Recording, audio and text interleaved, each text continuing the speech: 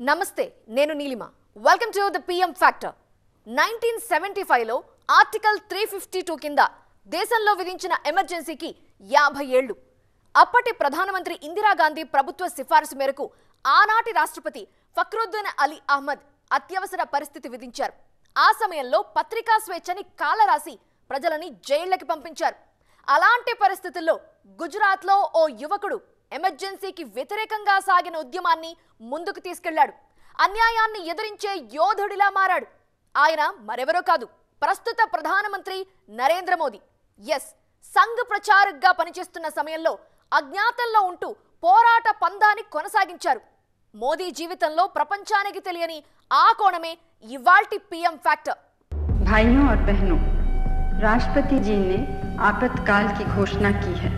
इससे आतंकित होने का कोई कारण नहीं है।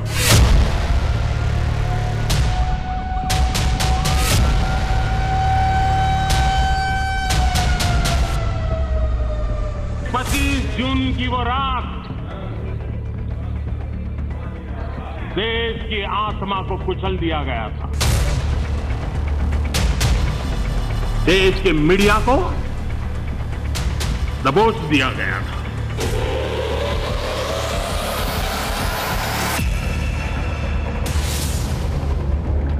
भारत में लोकतंत्र सदियों से हमारी आत्मा, उस आत्मा को कुचल दिया गया था।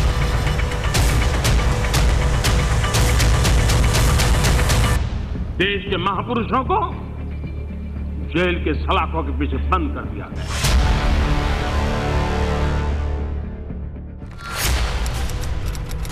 జూన్ 25, 1975 అత్యవసర పరిస్థితి ప్రకటన. భారతదేశ ప్రజాస్వామ్యంలో ఒక చీకటి రోజు. దేశమంతా జైళ్లతో నిండిపోయాయి.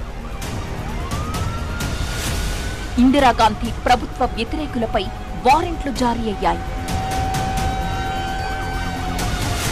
ప్రభుత్వానికి వ్యతిరేకంగా గొంతెత్తిన ప్రతి ఒక్కరిని అణిచివేశారు. పెద్ద పెద్ద నేతలందరినీ కటకటాల వెనక్కి నెట్టారు.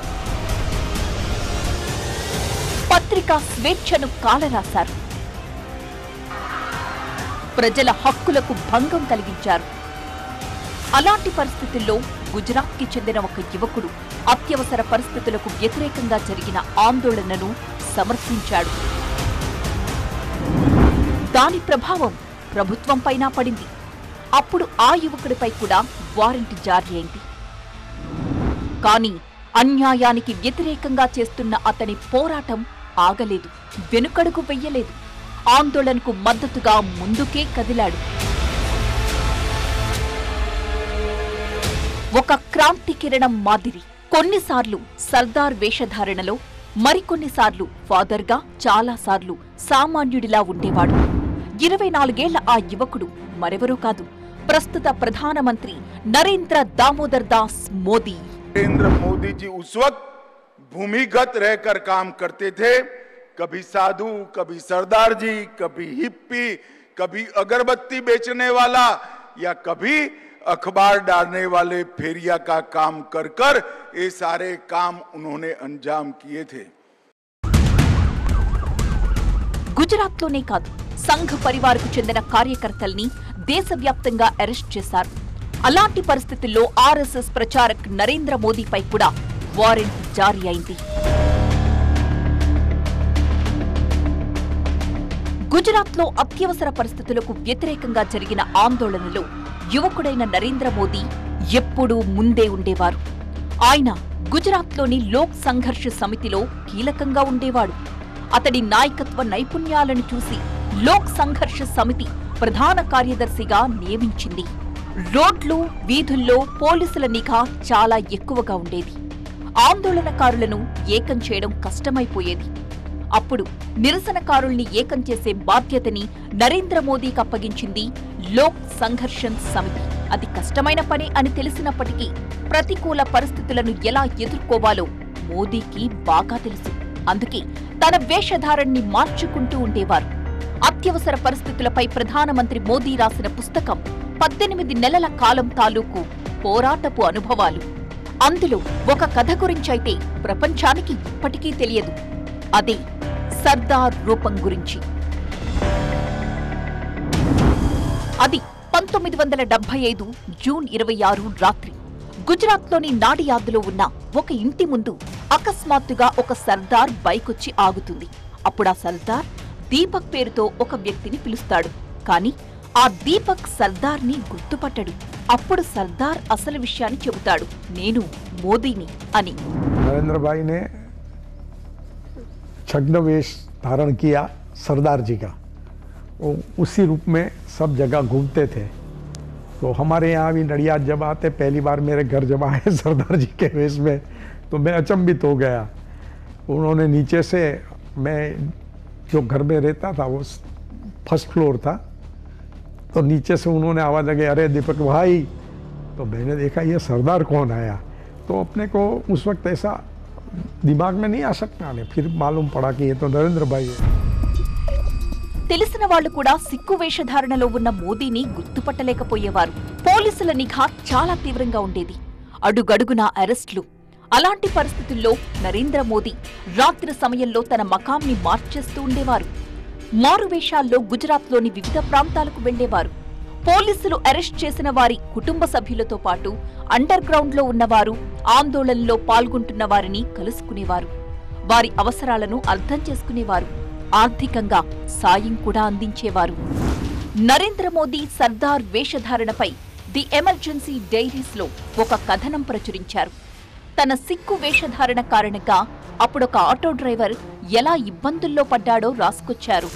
एक बार उनको ऑटो रिक्शा वाला सरदार जी मिल गया था और वो पंजाबी में बात करना शुरू कर दिया था उसने. तो थोड़ी मुश्किल हो गई थी. बाद में उन्होंने कह दिया कि भाई मैं बचपन से गुजरात में रहता हूँ, तो मेरी पंजाबी इतनी अच्छी नहीं है. ये कह के बात को निपटा लिया था.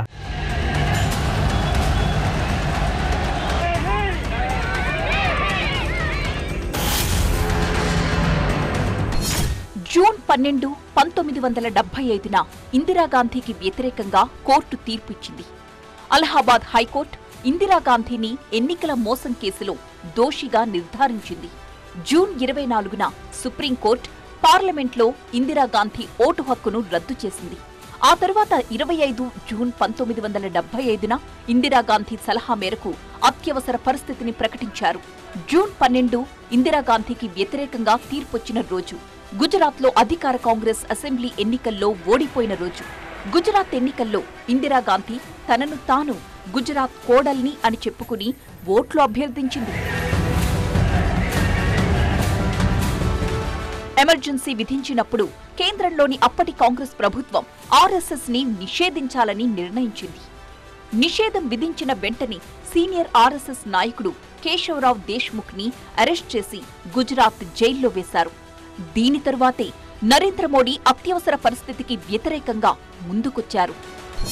आपकी ही आयु के एक युवा ने अपने शुरुआती दिनों में जिस प्रकार से तानाशाही के खिलाफ संघर्ष किया, वही युवा इस देश में लोकतंत्र की जड़ों को मजबूत करने वाला आज का प्रधानमंत्री नरेंद्र मोदी. దేశంలో అత్యవసర పరిస్థితిని విధించారు. ప్రతిపక్షాల నేతల అరెస్టుల పరంపర కొనసాగుతూనే ఉంది. ఇంతలో అటల్ బిహారీ వాజ్పేయి, లాల్ కృష్ణ అద్వానీ అరెస్టు గురించి ఒక కథనం వచ్చింది. దానిపై ఎమర్జెన్సీ డైరీస్లో రాశారు.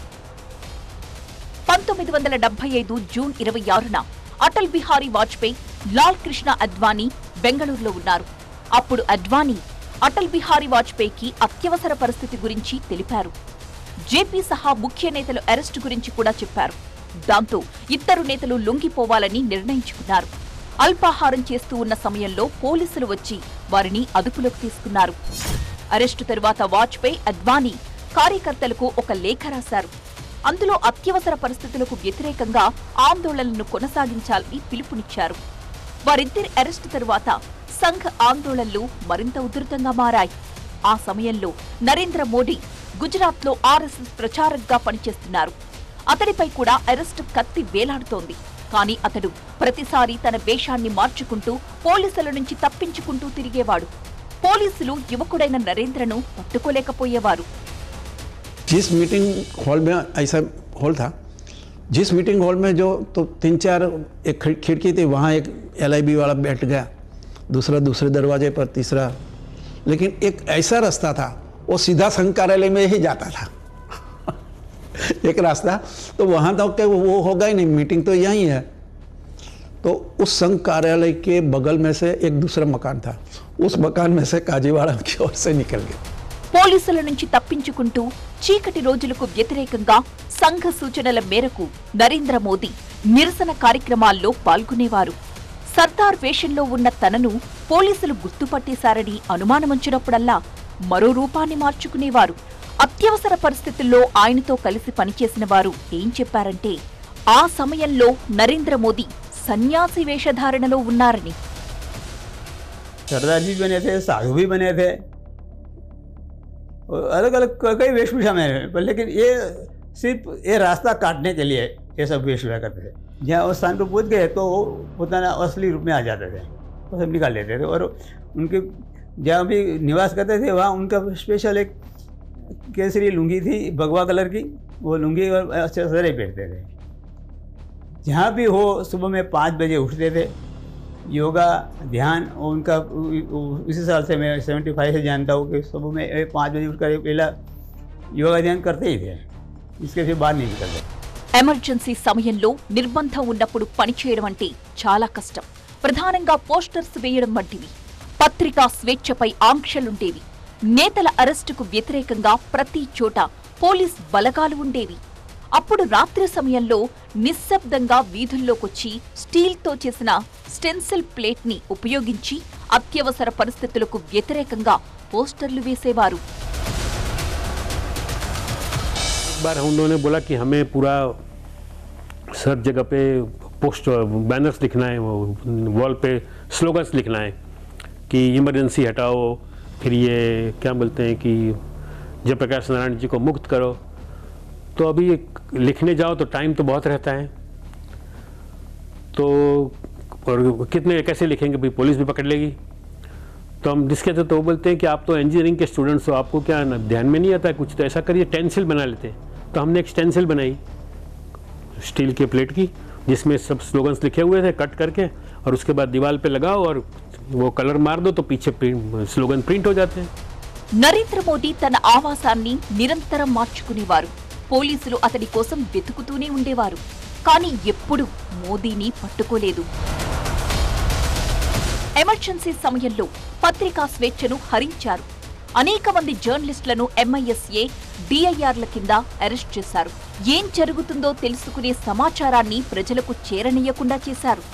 అలాంటి పరిస్థితుల్లో నరేంద్ర మోదీ సమాచారాన్ని, సాహిత్యాన్ని చేరవేసేందుకు కొత్త పద్ధతిని అవలంబించారు. రాజ్యాంగం, చట్టం, కాంగ్రెస్ ప్రభుత్వ అతిక్రమణలపై వచ్చే సమాచారాన్ని గుజరాత్ నుంచి ఇతర రాష్ట్రాలకు వెళ్లే రైళ్లలో పంపించేవారు. అది ప్రమాదకరమని తెలుసు. ఎందుకంటే అనుమానాస్పద వ్యక్తులను కాల్చేయాలని పోలీసులకు ఆదేశాలున్నాయి. అయినా నరేంద్ర మోదీ ఎక్కడా భయపడలేదు. ఇతర ప్రచారకులకు సమాచారాన్ని చేరవేయడంలో తన ప్రతిభను చూపించారు.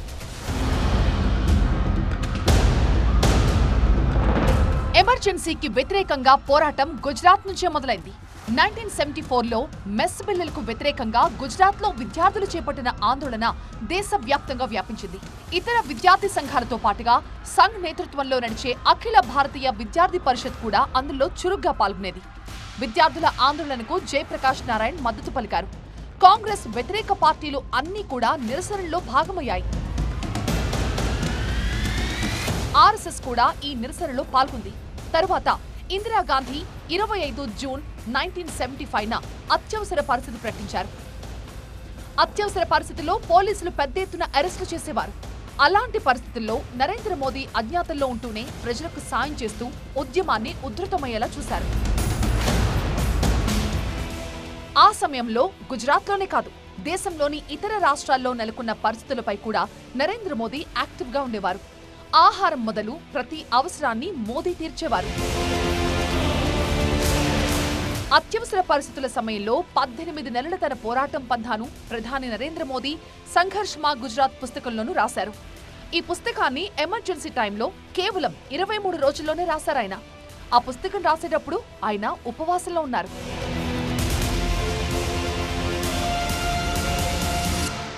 उन्होंने एक पुस्तक लिखा संघर्ष में गुजरात करके। बहुत कम लोगों को मालूम होगा कि वो पुस्तक लिखने के लिए उन्होंने 1 महीने तक सिर्फ भाजी खाई थी, बाकी कुछ नहीं खाया। हमारे एक बड़े कार्यकर्ता के घर रहे और वहीं उन्होंने पुस्तक लिखा। छोटे छोटे कार्यकर्ता ने भी क्या किया है, तो वो उस पुस्तक में उन्होंने लिखा कुछ छूट ना जाए और कुछ गलत ना लिखे। ఎమర్జెన్సీ కాలానికి 50 ఏళ్లు నిండాయి. అప్పటి పరిస్థితులను ప్రజాస్వామ్యానికి తీరని మచ్చగా చూస్తారు. సత్యమేంటంటే నేడు భారతదేశం ప్రపంచానికి ఆరోగ్యకరమైన ప్రజాస్వామ్యానికి ఉదాహరణగా నిలుస్తోంది. ప్రపంచంలో 3వ ఆర్థిక బలమైన దేశంగా అవతరించేందుకు భారతదేశం వేగంగా ముందుకు సాగుతోంది. ఆ చీకటి అధ్యాయానికి దూరంగా దేశం దూసుకుపోతుంది అనడానికి ఇదే నిదర్శనం. ఇది ఇవాల్టి పిఎం ఫ్యాక్టర్. ఆత్మ నిర్భర్ భారత్ లో రేపు మరో అంశంతో మళ్ళీ కలుద్దాం. చూస్తూనే ఉండండి TV9.